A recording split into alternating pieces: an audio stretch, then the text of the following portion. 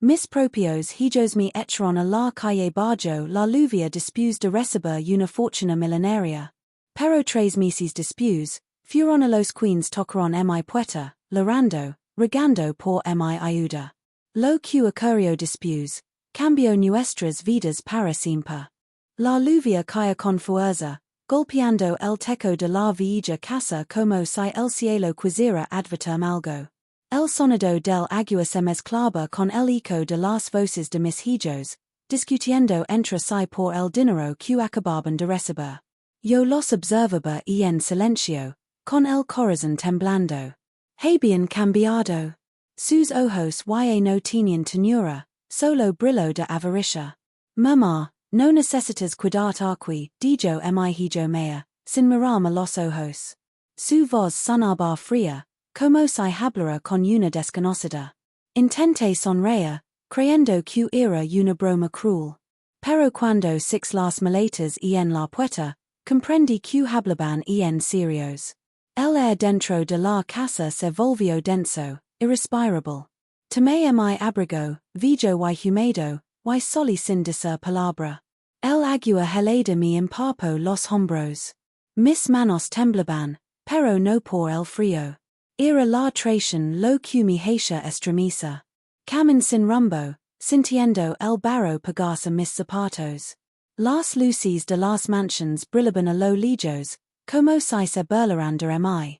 Durante 3 meses, dormí en refugios, en bancos, bajo techos improvisados.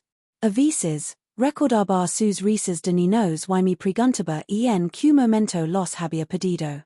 El dinero los había devorado por dentro. Y entonces, una noche, mientras intentaba descansar en una estación vacía, escuché mi teléfono sonar. Era un número conocido. La voz al otro lado temblaba. Mamá, necesitamos tu ayuda. Mi respiración se detuvo por un instant. El ruido de los trenes, el murmullo del viento, todo desapareció. Solo quedaba el eco de esa palabra. Ayuda. Mi mente se llenó de imágenes, ellos, orgullosos, riendo al dijam sola, ahora, temerosos, buscando mi voz. Algo grave había ocurrido. Pero no imaginaba lo que me esperaba al volver a esa casa que ya no sentía como mía. La puerta estaba entreabierta. El silencio dentro era casi irreal. Un olea metálico flotaba en el aire. Y cuando di el primer paso adentro, supe que los millones no eran lo único que habían perdido.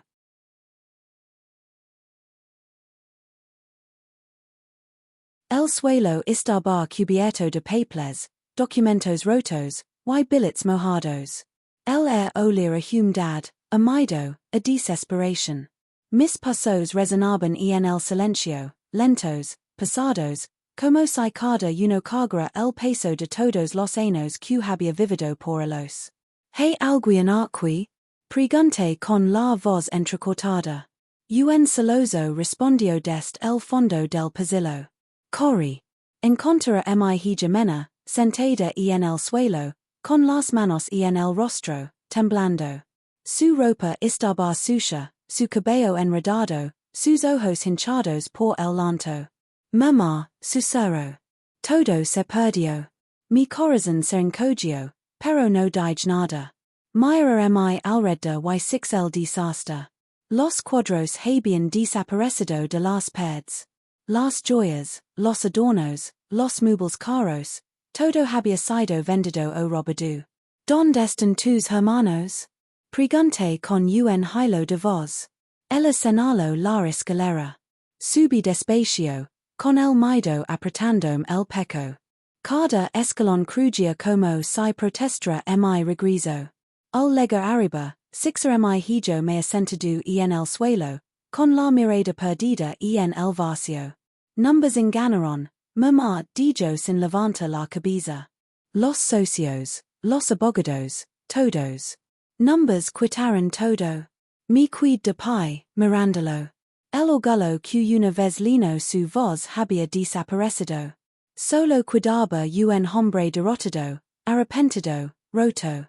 Ahora en tiens, la dije suavemente, lo que el dinero pude hacer cuando se le die más vela que el amor. El comenzo a lora. Loro como no lo hacia destino.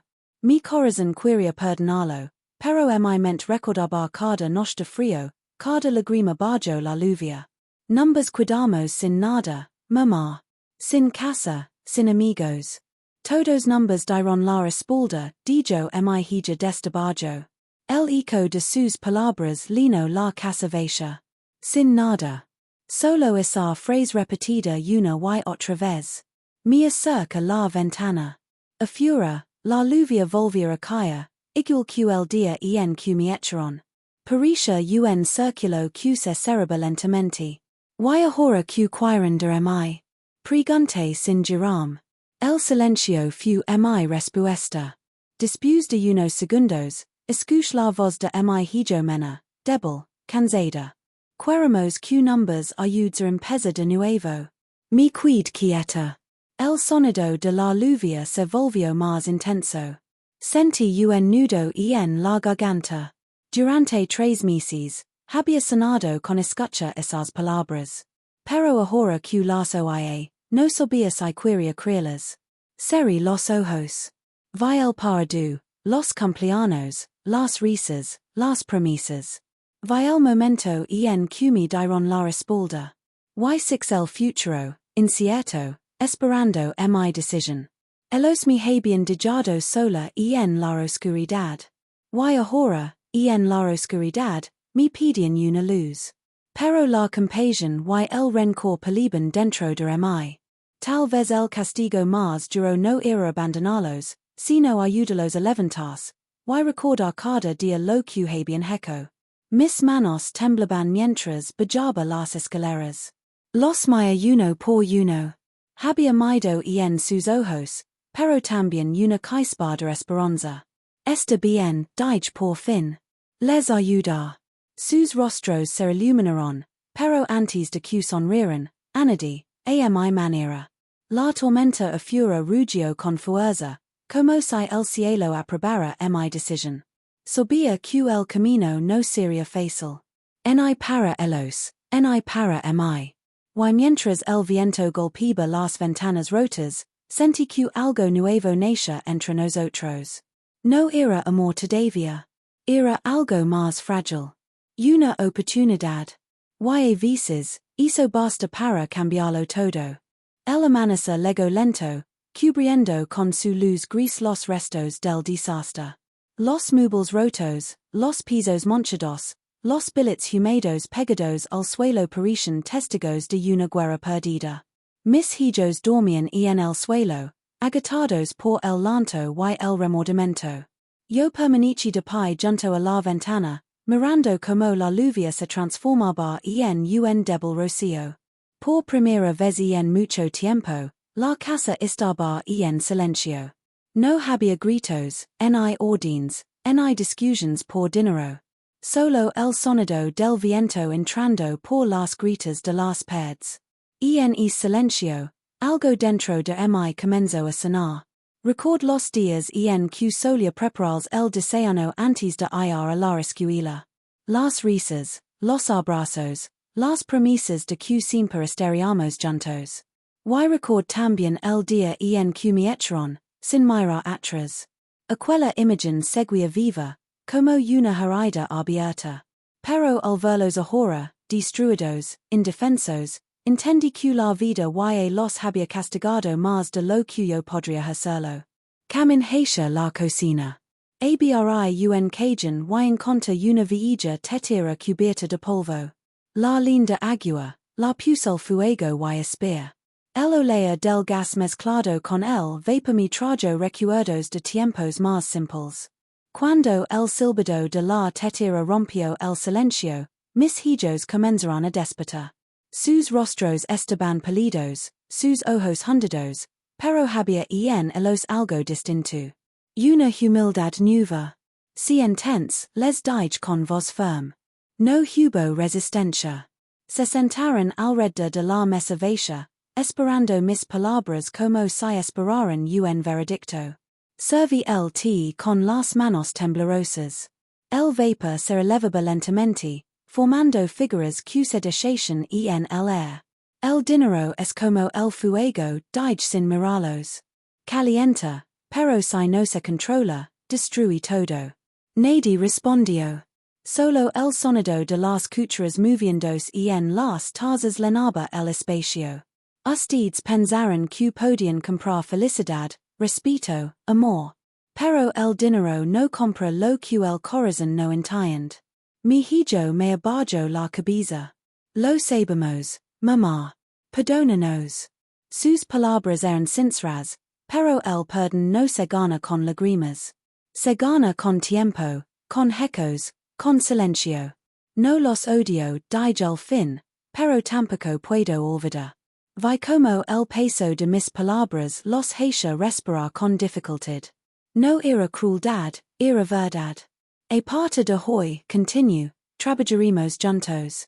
Pero no para recuperar lo perdido, sino para construir algo nuevo. Mi hija asintió, secándose las lágrimas.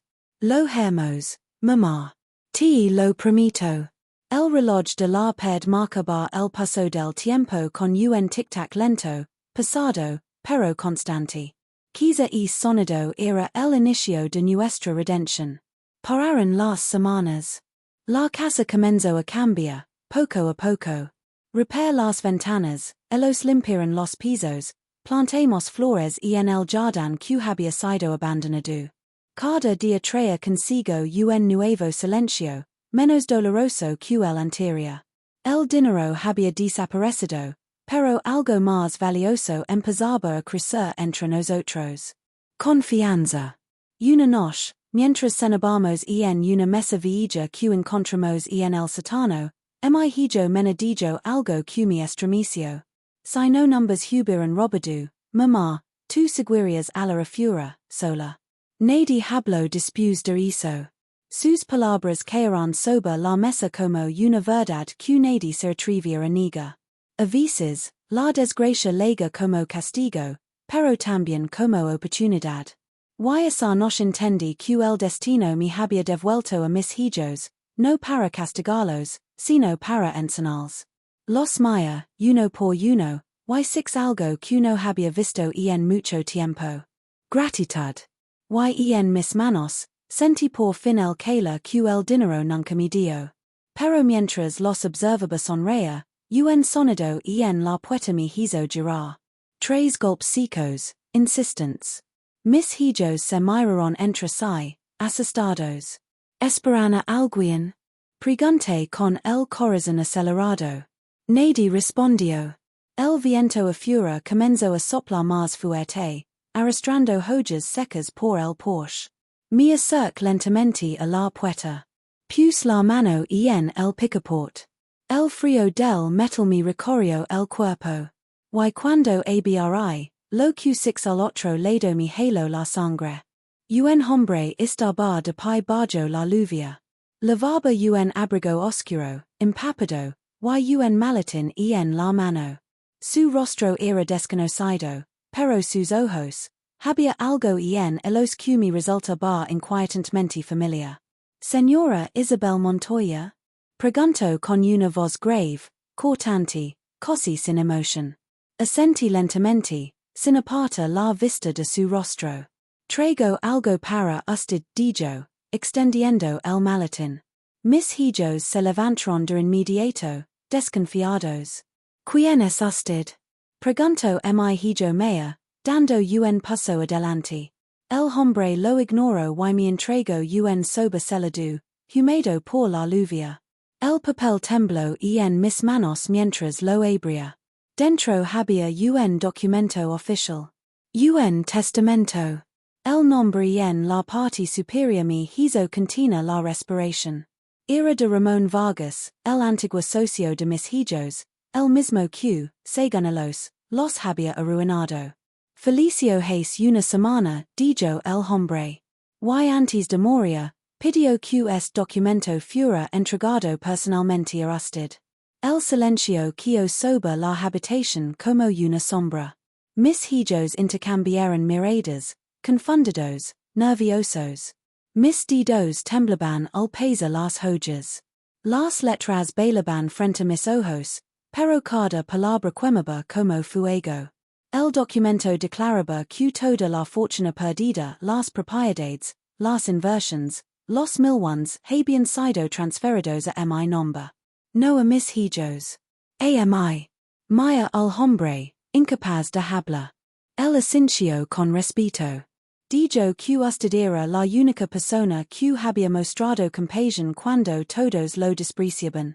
Que le dio pan cuando no tenía nada. Mis hijos palidecieron.